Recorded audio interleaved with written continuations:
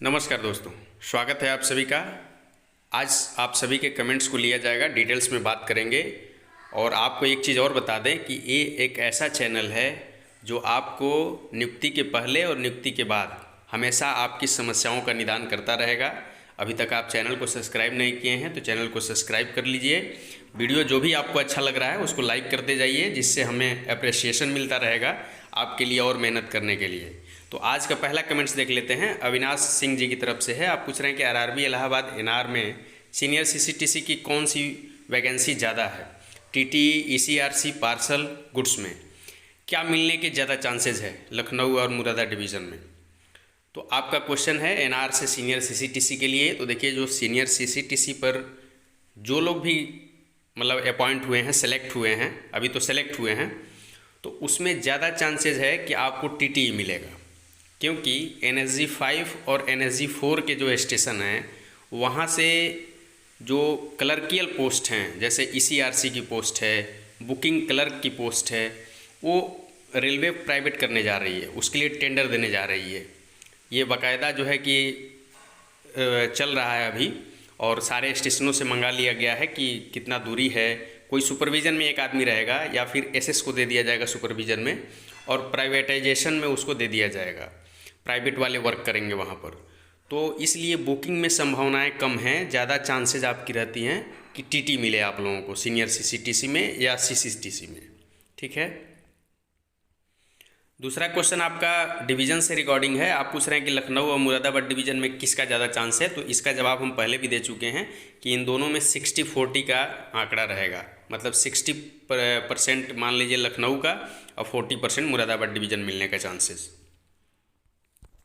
Next question Sameer जी का है। आप पूछ रहे हैं कि सीसीटीसी न्यू पे अपग्रेडेशन में किस पे लेवल तक जा सकते हैं, रिटायरमेंट तक।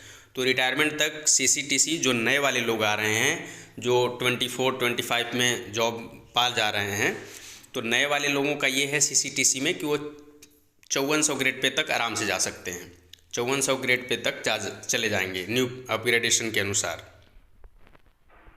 चलिए, नेक्स्ट क्वेश्चन जो है वो आप पूछ रही हैं कि अगर ट्रेनिंग से पहले कोई मेडिकली प्रॉब्लम हो जाए तो ट्रेनिंग में ज्वाइनिंग कर सकते हैं क्या। तो मेडिकली प्रॉब्लम ऐसा प्रॉब्लम जिसमें कि आप चल फिर लें, या रेलवे को कोई कंप्लेन ना करे, या रेलवे को किसी कारण से पता ना चले, तो वो चल जाएगा। जैसे माइनर कोई प्रॉब्लम हुआ, या किसी और का प्रॉब्लम ले लीजिए कि किसी का मान लीजिए कोई फ्रैक्चर वैक्चर हो गया, तो वो ठीक करा करके उसके बाद ट्रेनिंग रिज्यूम कर सकते हैं। तो मेडिकल के बाद यदि कोई दिक्कत हो रही है तो कोई दिक्कत नहीं आती है। अब रेलवे आपसे 4 साल बाद मिलेगी मेडिकल के लिए। यदि कोई बहुत बड़ी प्रॉब्लम नहीं होती है तो रेलवे आपसे 4 साल बाद मिलेगी मेडिकल के लिए, बाकी सारे प्रॉब्लम चल जाएंगे। सुमित जी का नेक्स्ट क्वेश्चन है। आप पूछ रहे हैं कि एएलपी और सीसीटीसी में कौन सा बेस्ट रहेगा आपके एक्सपीरियंस के हिसाब से। तो मेरे हिसाब से मानिए तो सीसीटीसी बेस्ट रहेगा एएलपी की तुलना में। क्योंकि आपको एक एग्ज़ाम्पल बता दें हम कि हमारे यहाँ एक टेक्नीशियन थे क्या हैं, भी अभी पोस्टेड हैं, उनका सिलेक्शन एएलपी में हुआ। जाहिर सी बात है पेमेंट एएलपी में ज़्यादा मिलेगा, सीसीटीसी से ज़्यादा मिलेगा वहाँ पेमेंट। लेकिन रिस्क बहुत है। नाइट यदि आपकी लग गई तो नाइट में हमेशा आप देखते रहिए, सिग्नल को वॉच करना है, हर सेकंड आपको वॉच करना है सिग्नल को। तो इस वजह से बहुत ही टफ जॉब है। नौकरी में, रेलवे में सबसे टफ जॉब जिसकी मानी जाती है वो लोको पायलट की होती है। तो इसलिए लोको पायलट और सीसीटीसी की तुलना में आपको सीसीटीसी ही ज्वाइन करना चाहिए, बेस्ट रहेगा, बेस्ट। चलिए, नेक्स्ट क्वेश्चन सिसोदिया जी की तरफ से है। आप पूछ रहे हैं कि जेके बोर्ड में 299 का पैनल आया और सेकंड पैनल में 9 वैकेंसी है, टोटल 308 वैकेंसी हो गए, और टोटल वैकेंसी 322 थी। 14 वैकेंसी किस कैटेगरी में कितनी वैकेंसी बची है कैसे पता चलेगा। इसके लिए आरटीआई करना पड़ेगा, और इसके लिए तमाम जो रेलवे के नॉर्म्स हैं, जैसे रेलवे ग्रुप डी का भी एग्ज़ाम लिया है तो उसमें भी अभी नोटिस निकाल करके बोला है कि जनरल वाले इतना % तक करेंगे तभी उनको कंसिडर किया जाएगा, ओबीसी वाले इतना % करेंगे तब कंसिडर किया जाएगा, एससी इतना करेंगे तब कंसिडर किया जाएगा।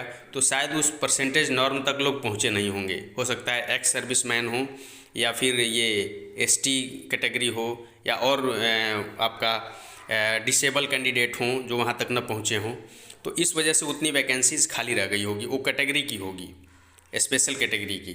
ठीक है, बाकी इसके लिए आपको आरटीआई करना पड़ेगा, आरटीआई करेंगे तो ये पता चलेगा। नेक्स्ट क्वेश्चन स्मार्ट पेट की तरफ से है। आप पूछ रहे हैं कि एक details video OPS versus NPS का बना दीजिए, हम लोगों के लिए डिफरेंस नहीं पता है। तो वीडियो तो इस पर लाएंगे, ज़रूर लाएंगे, लेकिन जो डिफरेंस है वो ये समझिए कि बहुत ज़्यादा का डिफरेंस है। एनपीएस आपका क्रिएट है, एनपीएस का पैसा आप दिए जा रहे हैं शेयर मार्केट में। अभी शेयर मार्केट जब डाउन हुआ था तो जिनका जिनका एनपीएस कंट्रीब्यूशन था सब बिल्कुल डाउन आ गए थे। तो ये शेयर मार्केट की चीज़ें हैं, और हम आप यदि गवर्नमेंट जॉब में हैं तो श्योरिटी चाहते हैं कि हमें श्योर रहे, तो ओपीएस में गवर्नमेंट आपको श्योर इंटरेस्ट देती है उसमें। ठीक है, पहली चीज़। दूसरी चीज़, एक उसकी जो बहुत बढ़िया प्लान जो है वो सर्विस में आने के बाद आपको पता चलेगा, जीपीएफ होता है ओपीएस में। अभी एनपीएस वालों का जीपीएफ नहीं बनता है। जैसे पीपीएफ आप सुने होंगे, पब्लिक प्रोविडेंट फंड, वैसे गवर्नमेंट प्रोविडेंट फंड होता है एक। जीपीएफ में आप इन्वेस्ट करते जाइए, उसमें इनकम टैक्स से आपको रिबेट भी मिलेगा, और 1 साल बाद 6 माह बाद उसमें जितना आप कंट्रीब्यूट किए हैं उसमें से आप 70% अपने काम से निकाल भी सकते हैं। तो ये सब चीज़ें हैं, उसकी बहुत जो बेसिक डिफरेंस कर देती है, और बहुत बड़ा डिफरेंस है। तो इस पर एक वीडियो लाएंगे, लेकिन OPS always best. Next question Mukesh ji का है। आप पूछ रहे हैं कि बंगलौर बोर्ड से लेवल 5 में सेलेक्ट हूँ, मुझे कौन सा डिवीज़न मिल सकता है? तो आपके division Bangalore division, Hubli division और मैसूर डिवीज़न। और सीनियर सीसीटीसी का जो लॉबी के लिए पूछ रहे हैं आप, तो सारे बड़े बड़े स्टेशन उसमें आ जाएंगे। एनएसजी 5 तक पर सीनियर सीसीटीसी की पोस्टिंग अभी तक हो रही है।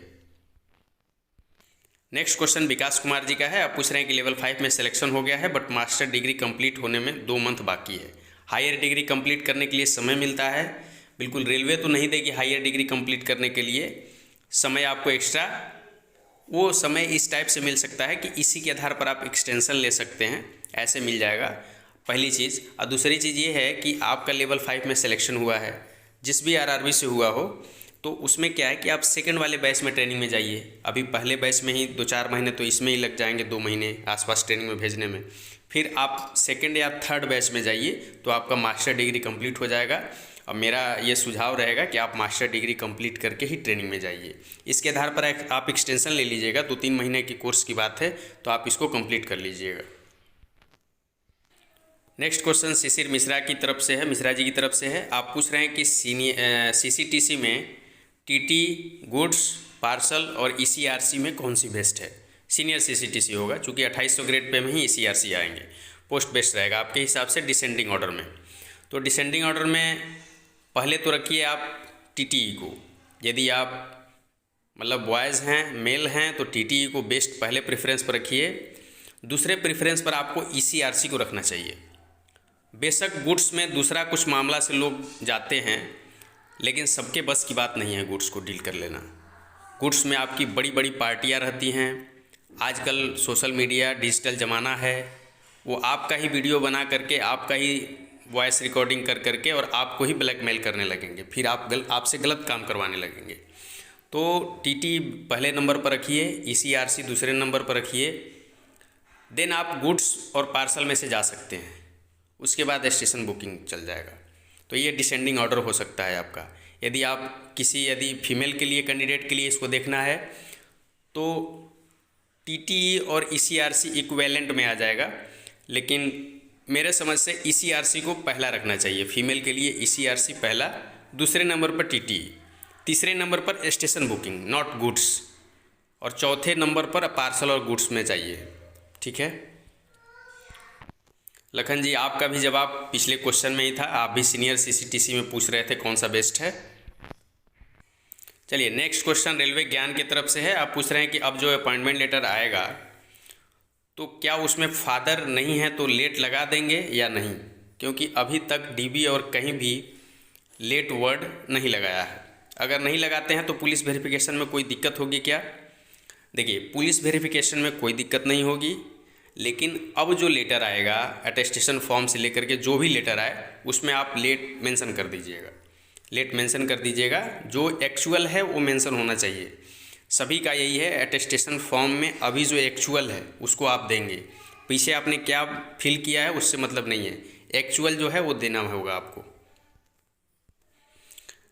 पवार जी की तरफ से नेक्स्ट क्वेश्चन है, आप पूछ रहे हैं कि आरआरबी मुंबई में एसएम में मेडिकल A2 फेल हैं, बट मैंने आरटीआई लगाया था तो उसमें बताया गया कि A3 में आप फिट हैं। अगर मेरा लेवल 5 में 76.66 स्कोर है SC कैटेगरी में, सो नॉन टाइपिंग में हो जाएगा क्या? तो नॉन टाइपिंग में फुल चांस है, बिल्कुल हो जाना चाहिए आपका। नेक्स्ट क्वेश्चन मनी जी की तरफ से है, आप पूछ रहे हैं कि CCTC से 4200 ग्रेड में जाने में कितना टाइम लगेगा? 5 साल। एक मिनिमम 5 साल, या मिनिमम क्या 5 साल तक लग जाता है। 2-2.5 साल उधर लग जाता है और 2-2.5 साल इधर लग जाता है, तो 5 साल समझ के चलिए CCTC से 4200 में जाने के। नेक्स्ट क्वेश्चन स्टडी जीके की तरफ से है, आप पूछ रहे हैं कि मैं सर्वेश कुमार लेवल 6 CA के लिए हुआ है आपका, बट विथ हेल्ड कर रखा गया है और अभी तक कुछ इसके बारे में पता नहीं चला। शायद मेरा DB के समय बायोमेट्रिक नहीं हो पाया था बिकॉज फंगल इंस्पेक्शन था। आगे के प्रोसेस के बारे में बताइए, कैसे और कब क्लियर होगा और कोई दिक्कत आ सकती है क्या? यदि जेन्युइन कैंडिडेट हैं तो आपको कोई दिक्कत नहीं आएगा, आपका सिलेक्शन होगा। ठीक है सर्वेश कुमार जी, और आप ऐसा करिए कि आप PCPO ऑफिस, आप शायद RRB किससे हैं? RRB इलाहाबाद से शायद हैं। ठीक है, जहाँ के भी हों वहाँ के PCPO ऑफिस में आप मिल लिए। PCPO ऑफिस से वहाँ नॉलेज इकट्ठा करिए, जानकारी इकट्ठा करिए, इन्फॉर्मेशन कि किस वजह से आपको विथहेल्ड किया गया है और इसमें क्या करें आगे, तो वहाँ से आप सलाह लीजिए। नेक्स्ट क्वेश्चन नीरज कुमार जी की तरफ से है, आप पूछ रहे हैं कि आपका सिलेक्शन RRB इलाहाबाद में NR में सेकंड लिस्ट में DB मेडिकल के लिए हुआ था, DB मेडिकल हो गया है, सेकंड पैनल लिस्ट कब तक आ सकती है? ये TI चंदौसी में 10 जनवरी 23 से स्टेशन मास्टर की ट्रेनिंग शेड्यूल है, क्या मेरी ट्रेनिंग 10 जनवरी से हो सकती है? और ज्वाइनिंग लेटर, पैनल लिस्ट और 2 का 1 और 2 का एक साथ आएगा या फिर उनका पहले आ जाएगा? तो चांसेज यही हैं कि जो पैनल फर्स्ट वाले हैं उनकी ट्रेनिंग यदि शेड्यूल हो भी पा रही है तो 10 जनवरी से उनकी ट्रेनिंग होगी। आपकी 10 जनवरी से ट्रेनिंग शेड्यूल नहीं हो पाएगी क्योंकि एक साथ वो इतने को भेज ही नहीं पाएंगे। ज्वाइनिंग लेटर का सवाल है तो आपका पैनल भी लेट आएगा, उस हिसाब से आपकी ज्वाइनिंग भी लेट आएगी। आपका 10 जनवरी वाले में ट्रेनिंग नहीं हो पाएगा नीरज जी।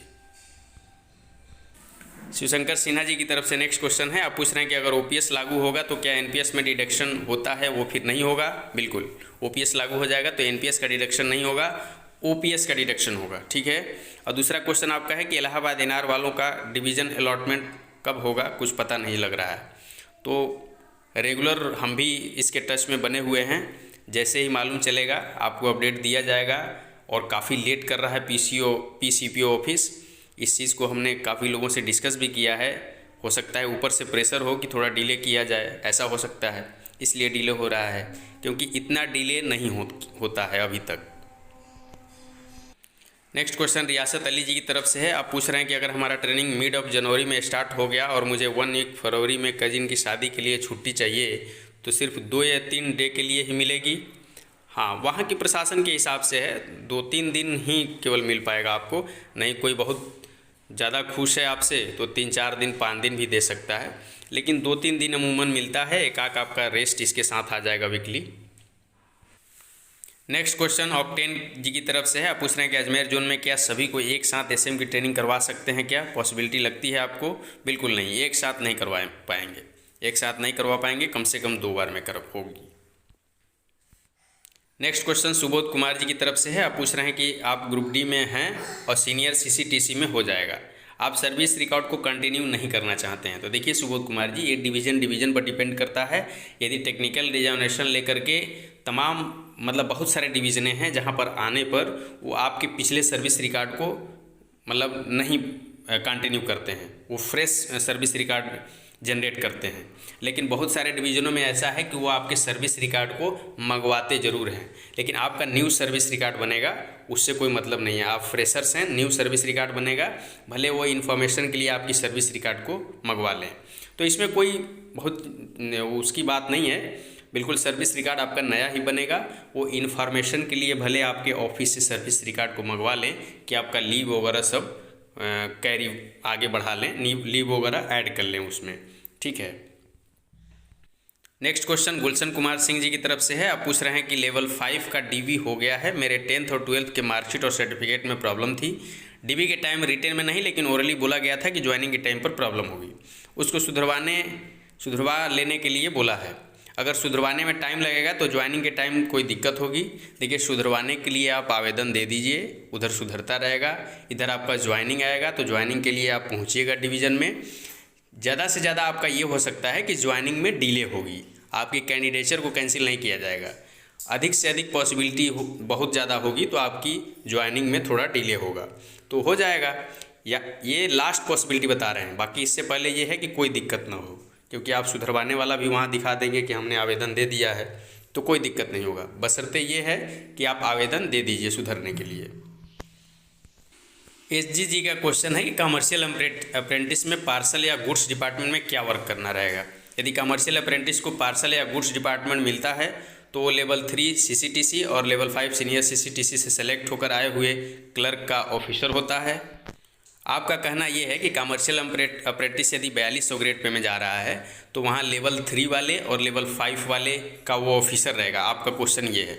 तो देखिए, बुकिंग में क्या होता है, पार्सल में भी, गुड्स में भी, और जो भी रेलवे का कमर्शियल डिपार्टमेंट है उसमें 4200 ग्रेड वाला भी वही काम करता है, 4600 ग्रेड वाला भी वही काम करता है। जैसे कोई एक ऑफिस है, उसमें 6 लोग कार्यरत हैं, 10 लोग कार्यरत हैं, तो उसमें से कोई एक ही इंचार्ज रहता है जो या तो सुपरविज़न करेगा, उनका ड्यूटी रोस्टर देखेगा। तो आप मान के चलिए कि जैसे आप कमर्शियल अप्रेंटिस में आएंगे तो आपको वही काम करना रहेगा जो सीनियर CCTC का रहेगा, सब काम आप वही करते रहेंगे। जब आप सीनियर हो जाएंगे, चूँकि आप 4200 में आए हैं, तुरंत आपको 4600 मिलेगा।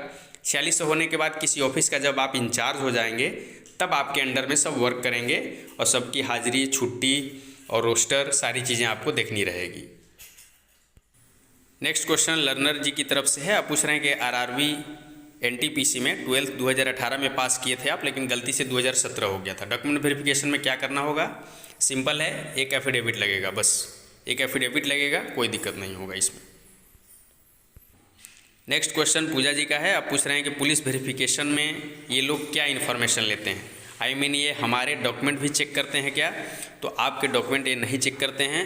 पुलिस वेरिफिकेशन में सिंपली ये देखा जाता है कि आप कोई आपराधिक बैकग्राउंड के तो नहीं हैं। ऐसा तो नहीं है कि कोई आपने अपराध किया है, कोई कांड किया है, कोई मार झगड़ा हैवी किया है, कोई 302 में आप फंसे हुए हैं और जो है कि आपको रेलवे इधर नौकरी भी दे रही है। तो इसी चीज़ की जांच होती है पुलिस वेरिफिकेशन में। पुलिस आपके डॉक्यूमेंट को बिल्कुल चेक नहीं करती है।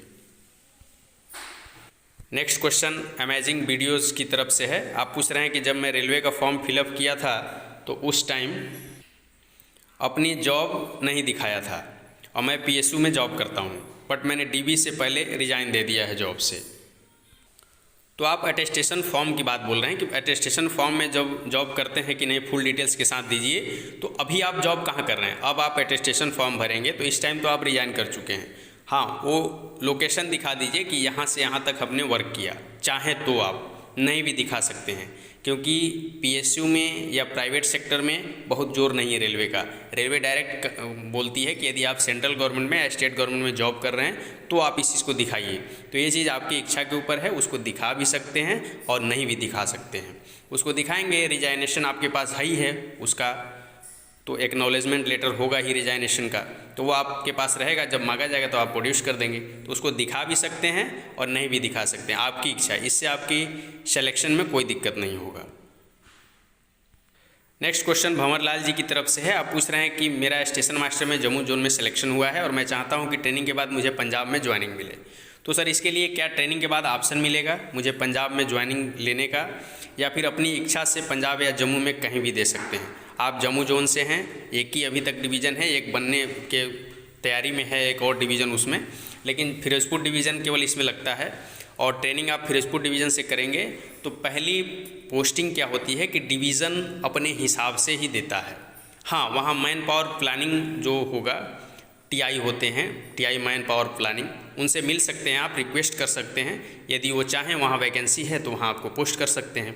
डिवीज़न में एक सेल होती है man power planning, TI man power planning, वहाँ जाकर आप रिक्वेस्ट कर सकते हैं after training.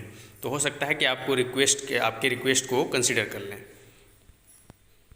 Next question Praveen Kumar ji का है। आप पूछ रहे हैं कि जीजी की जॉब करते हुए एसएससी, सीजीएल और बीपीएससी जैसे एग्ज़ाम पास किया जा सकता है क्या, और जीजी पर वीक कितना आवर्स टोटल वर्क करना होता है। तो बिल्कुल पास किया जा सकता है जीजी में, लेकिन जीजी में वर्क करते हुए, लेकिन थोड़ा सा टफ हो जाता है, वर्किंग नेचर ऐसी है इसकी। और आप कितने आवर्स वर्क करने पड़ते हैं, तो लगभग 50 आवर्स, एक वीक में 50 आवर्स, मतलब 6 डेज़ वर्किंग करने रहेंगे, 1 डेज़ आपको रेस्ट दिए जाएंगे, तो 50 आवर्स मान के चलिए। और ज़्यादा भी हो जाता है, क्योंकि जीजी में जैसे ट्रेन लेके आप गए तो एक जगह से दूसरे जगह आपको पहुंचाना है, बीच में ये नहीं कि ड्यूटी पूरी हो गई तो आप उतर लिए। कम से कम 12 घंटे तक लोग ड्यूटी करा लेते हैं एक दिन में, तो 12 घंटे सोचिएगा तो ज़्यादा हो जाएगा। तो इस वजह से 50 मिनिमम 50 घंटे हैं, उससे ज़्यादा भी आपसे कराए जाते हैं। विशाल जी का नेक्स्ट क्वेश्चन है। आप पूछ रहे हैं कि जेडबलए में सिलेक्शन हो गया है, पैनल लिस्ट आने के बाद जोनल ऑफिस में होम डिवीज़न के लिए रिक्वेस्ट कर सकते हैं। पर्सनल रीजन की वजह से बिल्कुल रिक्वेस्ट कर सकते हैं, लेकिन जेडबलए में वैकेंसीज कम रहती हैं, इसलिए बहुत दिक्कत होता है इसमें कि आपका रिक्वेस्ट को मान लिया जाए। हालांकि वहाँ रिक्वेस्ट करिए, यदि संभावना रहेगी तो वो लोग मान लेंगे। नेक्स्ट क्वेश्चन जो है वो आप पूछ रहे हैं कि भावनगर डिवीज़न अलॉट हुआ है, राजस्थान के नज़दीक अहमदाबाद डिवीज़न है WR में, PCPO ऑफिस से डिवीज़न चेंज हो सकता है क्या। अब नहीं, जब भावनगर डिवीज़न आपको अलॉट हो गया तब नहीं चेंज हो पाएगा। नेक्स्ट क्वेश्चन रॉय जी की तरफ से है। आप पूछ रहे हैं कि एड्रेस स्पेलिंग में जस्ट 2 लेटर गलत डाले वो लोग ठीक है। Does is effect me any how, what should I do, I already told them 9 December before taking oath but they ignored. तो देखिए 2 लेटर एड्रेस में गलत आपने डाल दिया है और आपकी ज्वाइनिंग आ गई है। ज्वाइनिंग के बाद अब घर पर कोई लेटर नहीं आती है, एड्रेस पूरा भी गलत हो जाएगा तब भी अब कोई दिक्कत नहीं, आप सर्विस आराम से करिए, कोई दिक्कत नहीं होगा उससे। बबलू जी का नेक्स्ट क्वेश्चन है। आप पूछ रहे हैं कि लेवल 5 सीनियर CCTC का फर्स्ट प्रेफरेंस SCR दिया है और सेकंड ER दिया हूँ, मैंने दोनों का कट ऑफ क्लियर किया है, मुझे ER जोन मिल सकता है। ER जोन तभी मिल पाएगा जब किसी कारण से आपको SCR ना मिल पाया हो। चूँकि फर्स्ट प्रेफरेंस दे रहे हैं, मेरिट में रहेंगे तो SCR आपको पहले प्रेफरेंस पर अलॉट किया जाएगा। योगेश कुमार जी का नेक्स्ट क्वेश्चन है। आप पूछ रहे हैं कि RRB से लेवल 6 में DV आउट हुआ हूँ बिकॉज ऑफ रिटायरमेंट आफ्टर 31 मार्च 2020। चलिए, आपका तो हमने बताया था कि प्रॉब्लम करेंगे ये लोग। फिर आप बोल रहे हैं कि मेरी जैसी सेम प्रॉब्लम वाले पर्सन को RRB बिलासपुर ने DV में एक्सेप्ट किया है, पैनल भी जारी किया है। सेम केस के लिए अलग अलग RRB में डिफरेंट रूल। मैंने RRB इलाहाबाद के चेयरमैन से भी बात की थी, तो उन्होंने कहा कि दूसरी RRB क्या कर रहे हैं उस बारे में मैं कुछ नहीं कर सकता। तो मैं इसमें क्या करूं? इसमें एक ही उपाय है योगेश कुमार जी कि आप कोर्ट करिए, इसके अलावा और कोई उपाय नहीं है। कोर्ट ही एक इसका निदान है और कोई निदान नहीं दिख रहा है मुझे। चलिए, नेक्स्ट क्वेश्चन बीजूज की तरफ से है। आप पूछ रहे हैं कि क्वेश्चन आपका है कि ग्रुप डी में हुआ है आप और NPS बना हुआ है, ठीक है, लेकिन जैसे मैं SM ज्वाइन करूं तो क्या OPS बनने की कोई पॉसिबिलिटी है? देखिए, अभी तो OPS लागू ही नहीं हुई है, OPS लागू हो जाएगी तो OPS बन जाएगा आपका, ठीक है।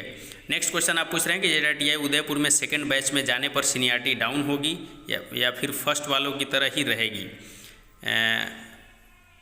USPA इफेक्ट पड़ता है क्या, उससे उस पर इफेक्ट पड़ता है क्या? बिल्कुल पड़ता है। फर्स्ट बैच में जो जाएंगे वो आपसे सीनियर रहेंगे और सेकंड में जो आप जाएंगे तो आप उनसे जूनियर रहेंगे।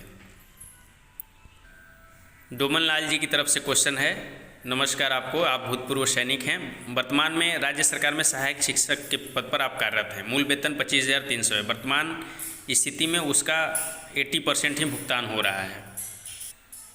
आपको माइग्रेशन की समस्या है। NTPC लेवल 5 में सीनियर CCTC के लिए दस्तावेज सत्यापन हुआ है, रात्रि ड्यूटी से मेरा समस्या बढ़ जाता है, कृपया सुझाव दें कि NTPC लेवल 5 पद पर नियुक्ति लें या नहीं, बड़ी दुविधा में हूँ। तो लेवल 5 सीनियर CCTC में सिलेक्शन हुआ है आपका, चूँकि वहाँ पर पेमेंट का जो आंकड़ा है वो बहुत ही कम है और माइग्रेशन है। माइग्रेशन यदि बहुत ज़्यादा ना हो, जैसे एक अति वाली होती है कि हर समय माइग्रेशन रहे, यदि ऐसा वाली ना हो तो आप सीनियर CCTC को ज्वाइन कर सकते हैं। सीनियर CCTC को ज्वाइन करने के बाद एक सर्विसमैन का सर्टिफिकेट लगा करके और माइग्रेशन का मेडिकल सर्टिफिकेट लगा करके आप वहाँ देंगे अपने CTI के पास या फिर मेन सुपरवाइज़र के पास या फिर अपने डिविज़नल ऑफिस में दीजिए, ACM साहब को दीजिए, DCM साहब को दीजिए, तो आपको लिए अलग से वो लोग ट्रीटमेंट देंगे। इसका रेल में है एक फ़ायदा कि आपको अलग दे देंगे, आपको केवल बोलेंगे कि आप दिन ही ड्यूटी करिए या ऐसा ड्यूटी करिए जिसमें आपको ज़्यादा हेडेक ना हो। तो यहाँ आपको रेलवे कंसीडर करेगी, मेडिकल पास कर लीजिए, तो मुझे लगता है कि आपको ज्वाइन करना चाहिए। ज्वाइन कर लीजिए, फिर चैनल पर अपडेट देते रहिएगा कहाँ मिला, क्या ज्वाइनिंग मिला, ठीक है। नेक्स्ट क्वेश्चन सचिन राजपूत जी का है। आप पूछ रहे हैं कि आरबीएस कॉलेज से बीएड कर रहा हूँ और मुझे बीएड फर्स्ट ईयर में स्काउट गाइड के सर्टिफिकेट मिला था, क्या उसे डीबी के वक्त दिखा सकता हूँ? स्काउट गाइड सर्टिफिकेट से कोई लाभ मिलेगा? स्काउट गाइड सर्टिफिकेट को दिखा सकते हैं। रेलवे में भी एक स्काउट गाइड का विंग है, तो इससे यही फ़ायदा होगा कि उसको आप ज्वाइन कर लेंगे आसानी से। अपना सर्टिफिकेट प्रोड्यूस किए रहेंगे, यहाँ उसी आधार पर आप स्काउट गाइड को ज्वाइन कर लेंगे, तो 2-4 दिन 5 दिन आपको छुट्टी की तरह कहीं मेला वेला लगेगा तो स्काउटिंग में आपको जाना रहेगा, तो लगा सकते हैं। जो भी सर्टिफिकेट है उसको इंक्लूड करिए, अटैच करिए। गौरव सिंह जी का नेक्स्ट क्वेश्चन है। आप पूछ रहे हैं कि लेवल 5 में सीनियर सीसीटीसी में यूआर से हुआ है और मैंने ईडब्ल्यूएस भरा था, लेकिन मेरे पास ईडब्ल्यूएस सर्टिफिकेट नहीं है, मुझे एफिडेविट बनवाना पड़ेगा? नहीं, इसमें एफिडेविट नहीं लगेगा आपको। ईडब्ल्यूएस सर्टिफिकेट नहीं है तो वहाँ नहीं आप प्रोड्यूस करेंगे, नहीं दिखाएंगे तो आपको जनरल की तरह ट्रीट कर देंगे, कोई एफिडेविट इसमें नहीं लेते हैं। अमित कुमार जी का नेक्स्ट क्वेश्चन है। आप पूछ रहे हैं कि आरआरबी इलाहाबाद में जीजी में हुआ है और सीनियर सीसीटीसी के कट ऑफ से 0.33 मार्क्स कम है, मेरा मेडिकल A3 है, क्या सीनियर सीसीटीसी मिल सकता है? A3 है तो पहले मेडिकल होने दीजिए। सीनियर सीसीटीसी इस लिस्ट में तो टफ लग रहा है आपका, ओबीसी से हैं आप, तो सेकेंड लिस्ट यदि निकलती है तो हो सकता है उसमें आपका नाम रहे।